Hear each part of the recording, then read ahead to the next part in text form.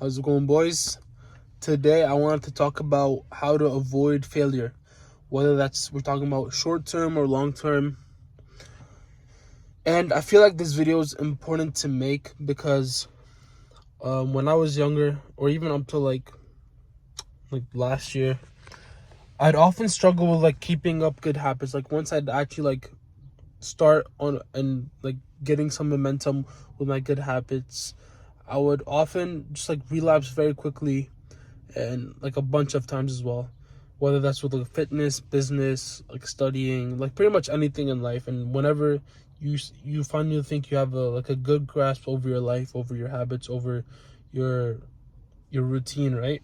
It's like then you just like out of nowhere you just freaking like you just go back to level one, right? So I want to talk about this because I'm sure that like 99% of young men, or even honestly people in general, just struggle with this. So that's why like people can't stick to diet, can't stick to workout routine, and that's why like most people are like kind of just like a bit obese, a bit broke in it. So if it's like if they could stick with their habits and whatever not, then they wouldn't be in the position that they'd be in, right? Or at least I'd be in a bit of a better position. So needless to say, it is something that most people struggle with. So the first tip that I wanted to talk about was to talk less, talk less and do more. And people say this a lot, but I was watching this one Andrew Huberman podcast talking about like dopamine receptors and motivation and whatnot. And one of the doctors that was on his podcast was talking about how whenever we have a goal, or we have like a objective that we want to achieve, right? Whenever we tell someone that about that goal, it's like our dopamine receptors like fire up, and you actually increase the dopamine in your nervous system, and subconsciously you're telling yourself that you're basically like telling yourself or indicating to yourself that you've already kind of done some of that job, right? So it's like you're kind of telling yourself you've already accomplished the goal you want to talk about. It's just because it feels good when you tell someone they have ambitious goals, right? And they'll be like, "Oh, that's so sick, man. I hope you do it. Like that sounds so fire, dude, man. That's like such a hard thing to do. Like whatever. Like you're such a top G, whatever. You're like freaking alpha, right?" So subconsciously you feel good just from telling someone your goals, right? But like that could like be counterproductive, because if you already make yourself feel like you achieved it, then you're less likely to work as hard as you would have if you just didn't tell anyone. So that also reduces the chances of you completing the goal or achieving the goal, right?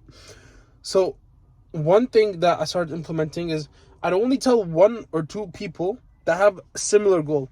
It's like, let's say I don't know if the video will be out by then or not, but I'm trying to run a marathon, right?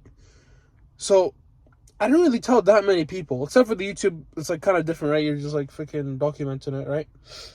But even then, it won't be out until I actually finish the marathon.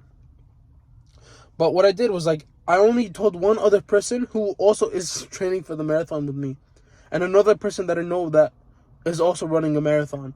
So it's like they will keep you accountable, but other people that won't like are not really sharing the same goal, they'll just make you feel better. Like it's not even their fault, right? They're making you feel better, because if someone comes to tell you, I'm gonna run 100 kilometers tomorrow, it's go sick, man, right? Like obviously you're not gonna freaking shame them for that goal, unless you're a hater, like nah, you can't do it, right? That could actually be good. Like on the podcast, it said that, but when you have a hater, like when you have hate comments, or like it can actually spike up your motivation, and you might actually be even more. It can take it both ways. Either like demotivates you, and you take the hate personally, whatever, or you also take the hate personally, and then actually motivates you to like, prove them wrong, right? So if you're the person that likes the hate and like it motivates you, then I guess just tell your haters about your goals. If not, it's just a good rule in life to like just pretty much not tell that many people in general about whatever you're doing, especially when it's a good thing. Yeah, man. So that's number one. It's like just talk less in general. And second of all,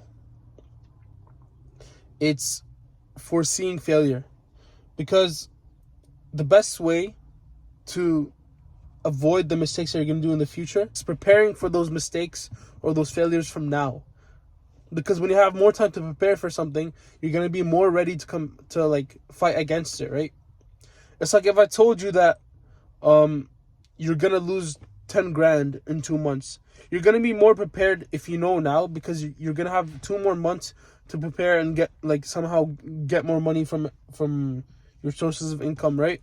But apart from the what's it called, instead of just like in 2 months out of nowhere, you just lose 10 grand out of nowhere, right?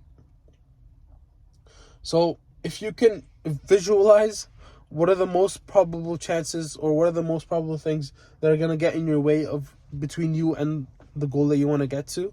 Like let's say it's you and then trying to run a marathon, or you or getting to like 10K a month, whatever, right?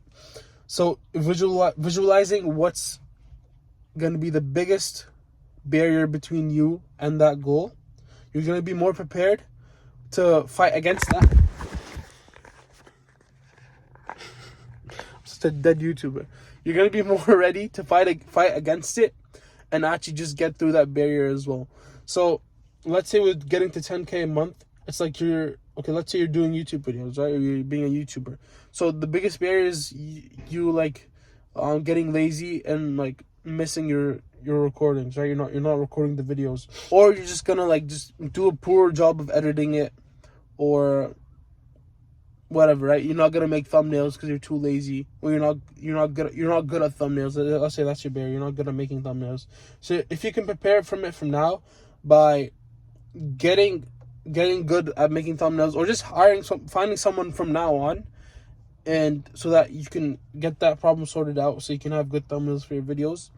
It's like you're already gonna eliminate that barrier towards from going to point A to point B. But let's say if you're running a marathon, the barrier between you right now and getting to that point where you've run a marathon is probably going to be like those little runs throughout the week, right? That's for me especially. That's what I've been finding difficult, the most difficult part, because the long runs, they're low-key fun. Like, it's kind of an ego booster once you're done the long run. But like those like 2K runs, 3K runs in the middle of the week, it's like, bro, like you just in the moment you just think, yeah, whatever, right? Yeah, it's like you think, yeah, whatever, like it's not gonna have that much of an impact. But once you miss like 2 a week for like 8 weeks, so that's like 16 runs missed. Imagine how much potential, how much progress you could have gained from those 16 runs, bro. 16 runs times that by 2K, 32 extra kilometers that you would have ran. So that would have improved your cardiovascularity by at least a bit, you know. Like, it all adds up.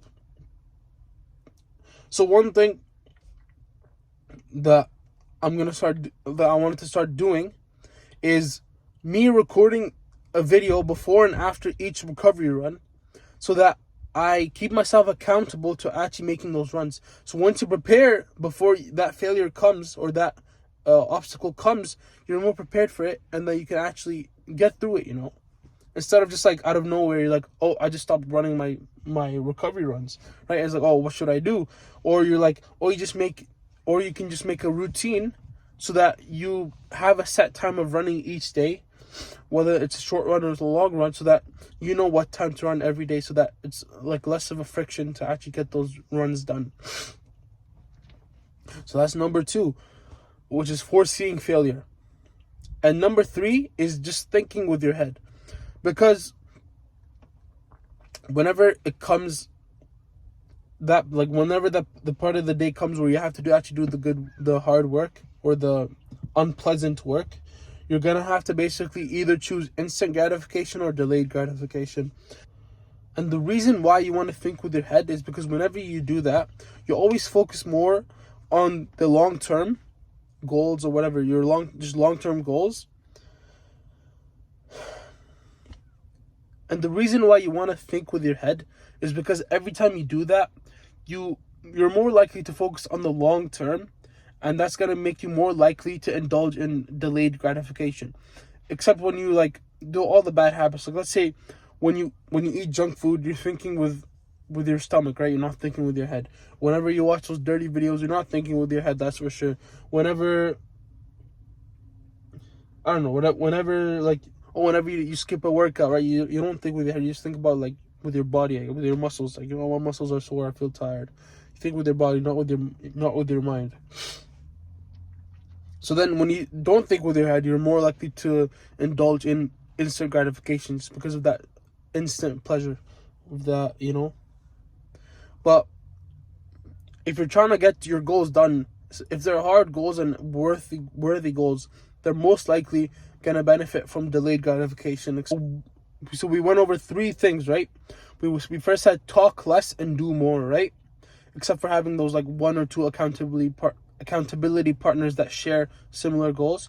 Number 2 was to foresee failure so that you're more ready to combat the barriers between point A and point B. Point B being your destination or your goal.